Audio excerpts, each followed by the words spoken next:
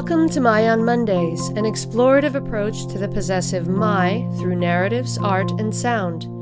Each Monday brings a new creation and unique perspective. My on Mondays is brought to you by MING Studios, a contemporary art space and international artist residency program dedicated to the exhibition, experience, and exploration of arts and culture.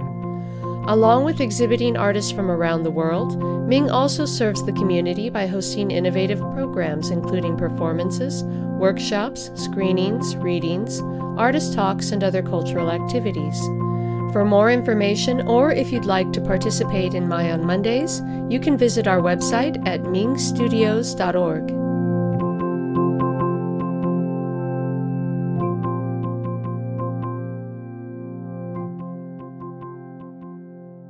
Hello and welcome to My on Mondays.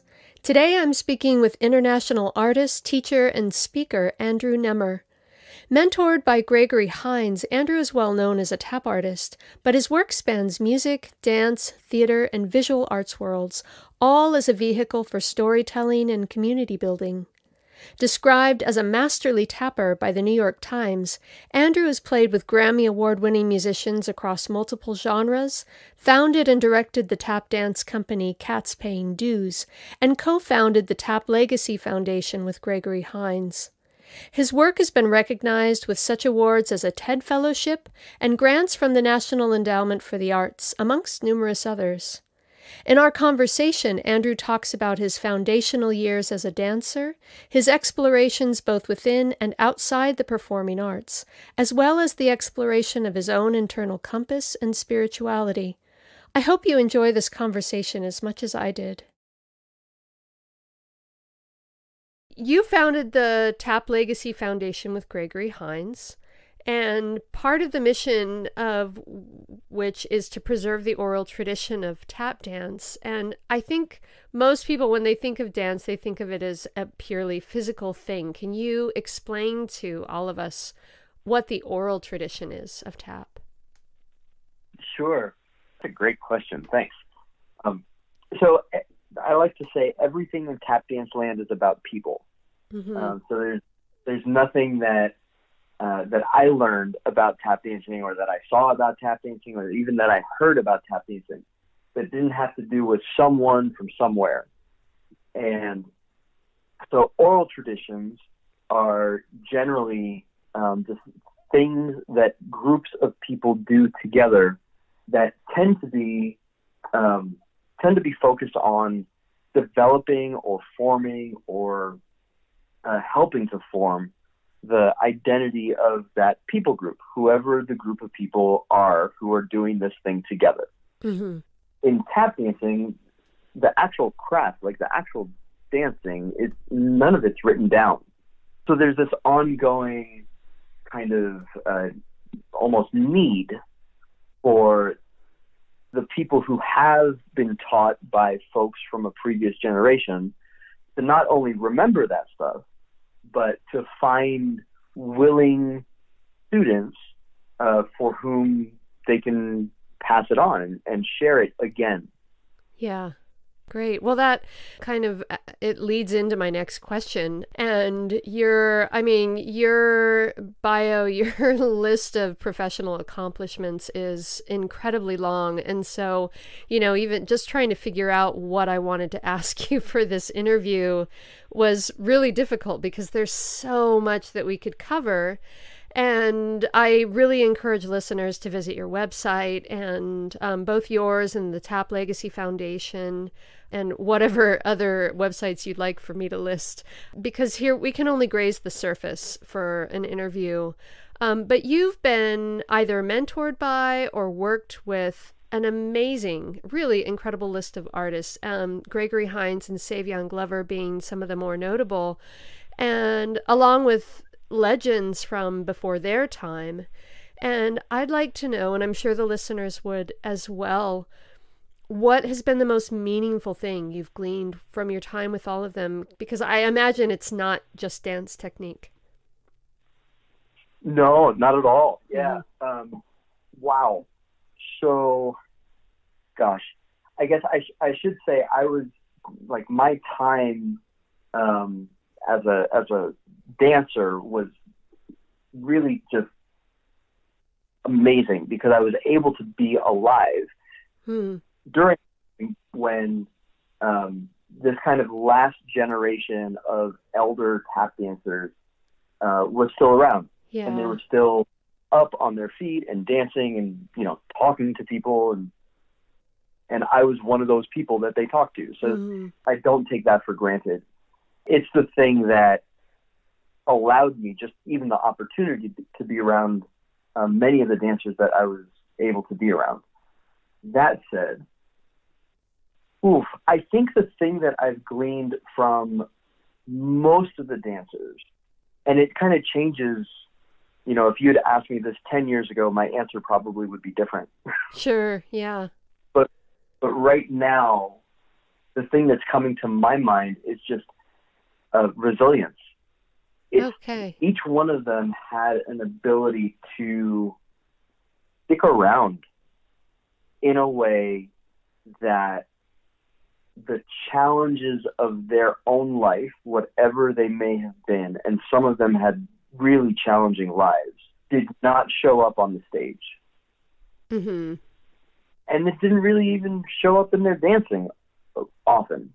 For some of them it did, but more often than not, their dancing had kind of a sense of lightness and joy, and kind of like a heightened expression of all the good stuff. And even if the song that they were dancing to, or the thing that they were trying to express, wasn't on the happy side of things, it wasn't burdensome. It was, this is hard, and look, we're gonna dance through this thing. Yeah, sort of channeling from kind of a place of pure expression almost. Yeah, they all were unique in their individual connection to their craft. Mm-hmm. And so it was really just beautiful to be around, you know, a Jimmy Slide or a Lon Chaney or a Mabel Lee or a Tina Pratt. And each one of them would be telling you something about this big craft called tap dance that you wouldn't get from the other one. Mm-hmm. Because their personal journey through the craft and, you know, through life was extremely unique. It was theirs. Yeah. And that journey, you know, their life journey was attached to the way they decided they wanted to dance. God, what a rich education. I mean, I can't even imagine what that must have been like for you. And this is at what age, would you say? Oh gosh, age range. I was a teenager through most of it, like teens and 20s.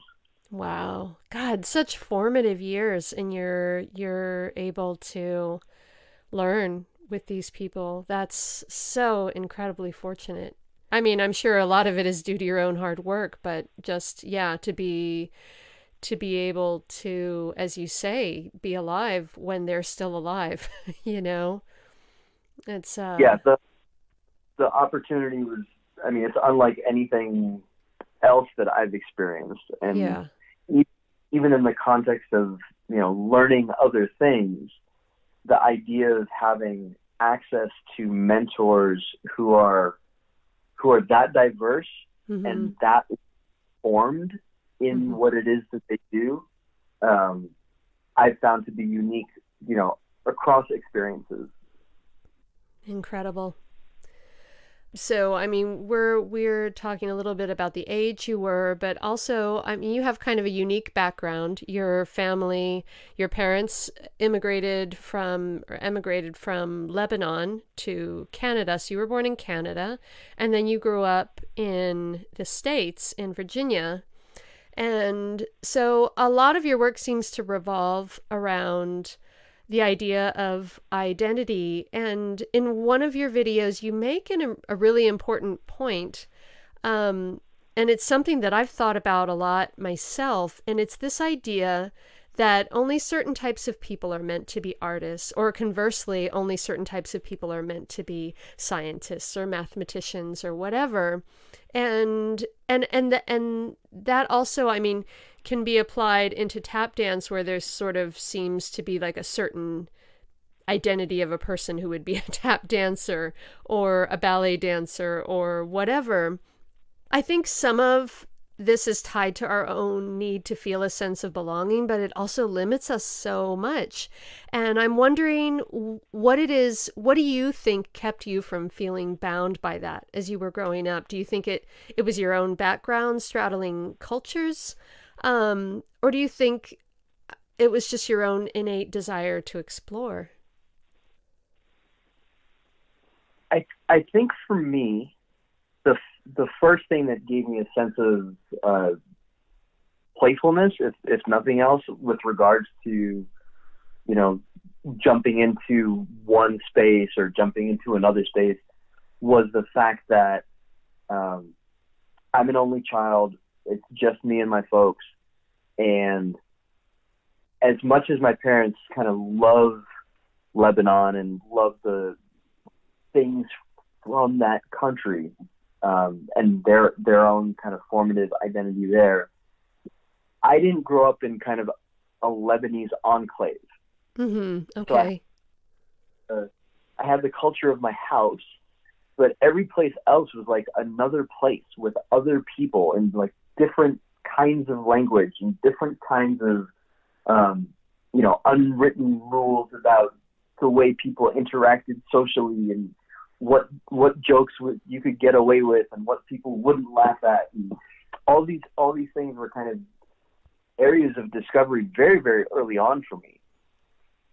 So when I started tap dancing, I was kind of in the local dance school space. And then I went to, public school, and then ended up at kind of like a high school that was specialized for science and tech. And they were all different spaces where I was continually like learning again, like what the possibilities were. My folks were very encouraging of kind of whatever pursuit I wanted to go for. So I grew up with a sense that anything was possible. And the hedges around that were, do I actually want it? And is it actually good? And so you ended up, I know that your degree, you'll have to remind me of what it was, what the technical title of it was, but in computer art with a specialization in computer animation. Okay, thank you. Yeah. And am I remembering correctly that you also studied, was it ornithology? Or am I confusing this with another conversation that I had? Ornithology is a Charlie Parker tune. Which works. So I'll take that. But no, I don't have any other kind of official degrees. I apprenticed for a time to become a pastor. Oh, okay. I don't know where I got the ornithology from. I did ichthyology research when I was in high school. Oh, so ichthyology, that was what it was. But man, that's very deep in the record. So I'm very impressed that you found that. Okay, so you've covered all these different areas, and did you sort of tap through all of these different things, or did you leave tap for a while and then come back to it? No, I was always tap dancing. Okay. And so it's always been kind of, tap dancing is always there, and then there's this other focus or temporary pursuit that kind of allows me to immerse myself in a different specialization. But at the end of the day, it all turns back around to a larger kind of idea of what craft work is. Yeah. And what what being a person is, really. That's another one of my questions, actually. So in one of your TED videos, you talk about your journey as a student of tap and then your professional trajectory, which eventually led to, as you describe, hitting your wall, or what a lot of people would call burnout. And then you talk about realizing the necessity of your own inner journey, and the importance of discovering who you're becoming. And this also ties into the question of identity. But my question is, artists are always exploring, I think, themselves and then the world around them. But for you, who this became a very sort of, a very necessary for your own physical and mental health, was just to looking inward and discovering who you're becoming. So I'm curious, who are you becoming as you see it, at least in this moment of your life? Oh man, I hope I'm becoming a more attentive, intentional, prayerful follower of Jesus.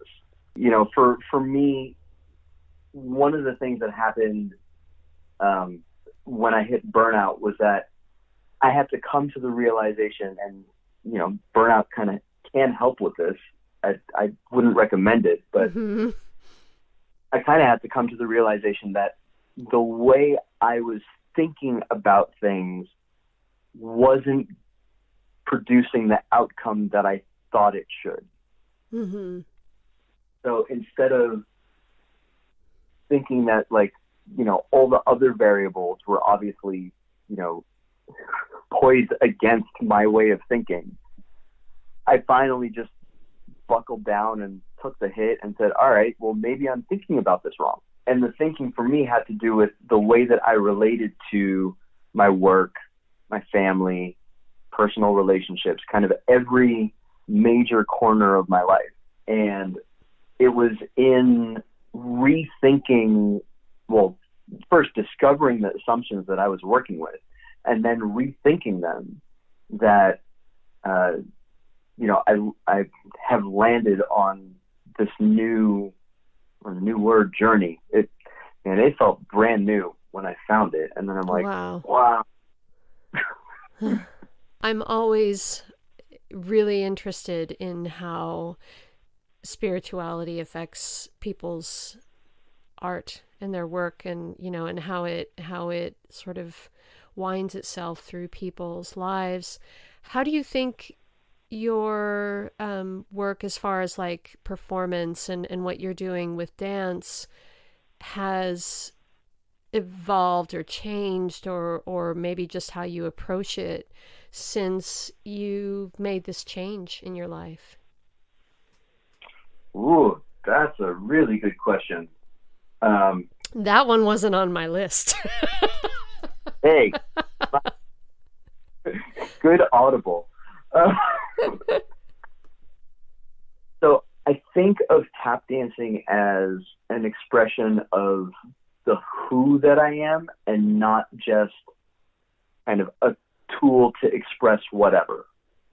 Mm-hmm. Especially as an improvisationalist, the choices are much closer to physical memory or to like an emotive reaction than they are to consciously choosing just the right word, just the right moment so that you can get your point across. Because things are really fast in tap dance land. Yeah.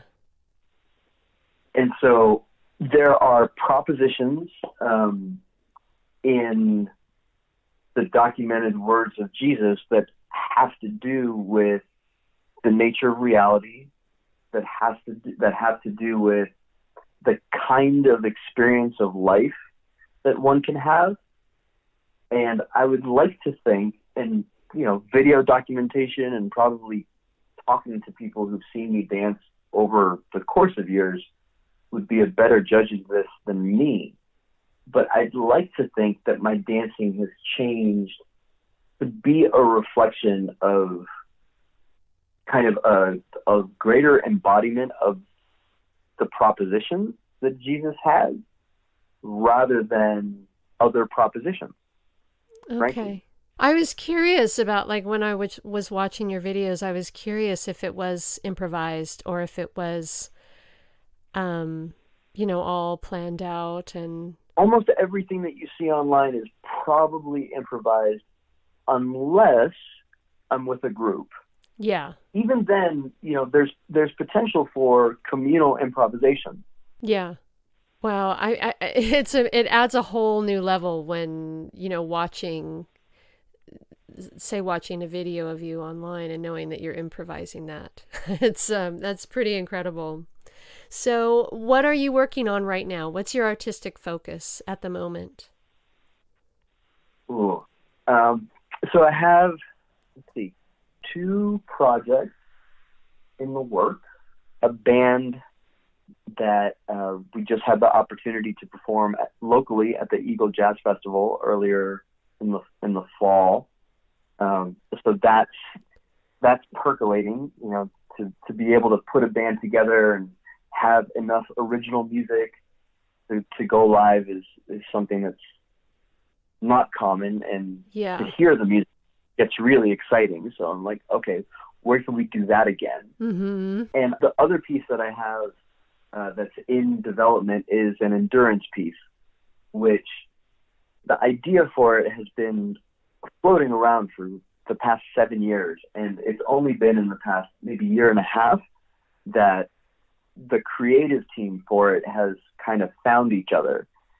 And so those are the 2 things that I'm working on, that focus-wise for my craft. Can you describe endurance piece? What that? Yeah, that's baseline tap dancing for 12 hours straight. Okay. In the mode of endurance art, like endurance performance art, in the mode of endurance protests, the things that we do to shift things. Mm-hmm. Yeah. Either or even attempting to shift things in the rest of the world tend to be acts of endurance. And so I've been thinking about doing this for a very long time, and just now seem to be getting to a place where it might be possible. Okay, and is there a specific focus? If the goal or the idea is to shift something, is there a focus in mind with that, or is it just sort of see what happens? I don't know yet. Okay, fair enough. Yeah, so the piece started on account of bearing witness to the Syrian civil war. Okay. And seeing that as literally a reflection kind of within my lifetime of what my parents went through in Lebanon. Mm-hmm. Yeah. And as a tap dancer, I felt like my choices to engage were somewhat limited, and I wanted to do something. And the first thought that came to my mind was, I can tap dance for a really long time. Mm-hmm. And so the idea for this came out of this idea of how do we respond to the challenges that are set before us? What can we do at the bare minimum if we can stay engaged for a very long time? Maybe we see something shift. Maybe we see a different end than if we didn't show up. Yeah, that's really powerful. And then, well, that brings me back to one of my other questions, which is going back to the idea of inner work. And this is obviously something that you really bring to the table in your own performing, but it's, from what I've seen, it's also something that you teach as well. And this is something that you bring to teaching. And I'd love for the listeners to know a little bit more about that. So can you tell us a little bit about the work that you do teaching or coaching? Sure. So we just actually wrapped on the first pilot course for spiritual formation for artists, and we're hoping to do that kind of as an ongoing a seasonal thing.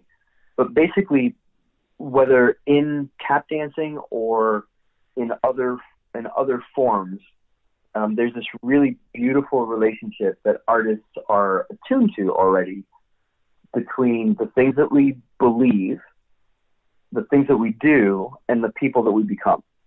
Mm-hmm. And so in the courses that I teach and in the coaching that I do, I just try to articulate that and bring that more to light, so that maybe, as it was for me, things that I'd taken for granted for many years, I can now have a little bit of space between me and that idea, and then I can play with it and see if I play in one direction, what happens. And if I play in another direction, what happens.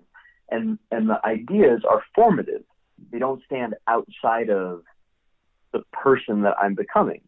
As an example, if I tap dance every day because I think that if my skill set is solid, I would have value as in the market, and by having value in the market, I will have value as a person, right? That's kind of an insidious idea. Yeah, totally. That's pervasive, and that was my practice for a while.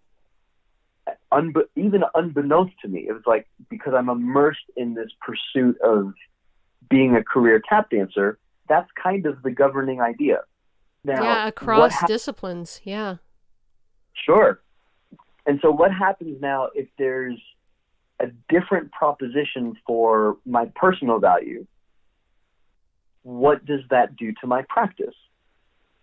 So the way that I like to approach it is just set a different proposition. So if there's another proposition that says, instead of market value denoting personal value, say you have a proposition that says you have inherent value regardless of any other relatable or like comparative metric. If we take that as the starting point, what happens to our art practice? What happens to our relationship to the market? What happens to our relationship to our friends? What kind of person would we become if we actually believed we had inherent value, right? And so it takes some time to kind of think through these things and play them out and kind of bump into habits of thought and action, because we're, I'm not super young, so it's like there's some formation in me that's based on some propositions that I might not necessarily even agree with, but I was immersed in them. And so to take a new one and kind of play with it and play it out, even in small areas, is kind of the thing I've been trying to do. That's great. And so important. And so important to, not just take in account for yourself or evaluate for yourself or explore for yourself, but to make that part of your practice with the larger community and people who you're mentoring or teaching or whatever. That's really fantastic. So my last question is, I guess, going away from the inner and sort of looking outwards. You're very entrenched in the dance world, in the tap world. Is there anything happening currently in the tap world outside of what you're working on yourself that you're particularly interested in or excited about right now? I think the thing I'm most excited about in the tap dance world is, frankly, the immense diversity of dancing and dancers that exist today. There's more tap dancing happening right now than I could have ever imagined when I was first coming into this. As an example, my short film, documentary short film, screened at the Newport Beach Film Festival a couple weeks ago. And there were 2 other films in the block of short films that were focused on dancing that featured tap dancing. Oh, wow. Huh. And so in an hour, like 2 hours of short films, I think there were 7 or so films. 3 of them had tap dancing in them. And even the curator of the block was like, "Is this new? Is this? You know, should we be expecting more of this?" And I'm like, I hope so, because there's so much activity. That's happening. great. And that's really exciting. Well, Just and to it's get- going to be really interesting to see how things evolve too, if there's such a new wave of people coming in. I mean, it's always interesting to me to see how art forms evolve over time. Yeah. Well, and tap dancing, the commonality across the form is on account of this web of teachers and mentors and mentees and apprentices and students and kind of common vocabulary and such. But the individual expressions are equally diverse. So Yeah. to see those come up, and then to see students of those teachers also begin to find their platform and find out how they're going to kind of use this vehicle in the world becomes really fun and interesting. Yeah, absolutely. Well, Andrew, thank you so much for talking with me. This has just been lovely. I love hearing your perspective and hearing what you're working on. It's just really, really fantastic and refreshing. And thank you so much. My pleasure. Thanks for the opportunity. Thanks for having me. We're so glad you joined us today. We look forward to bringing you more episodes in the Mondays to come.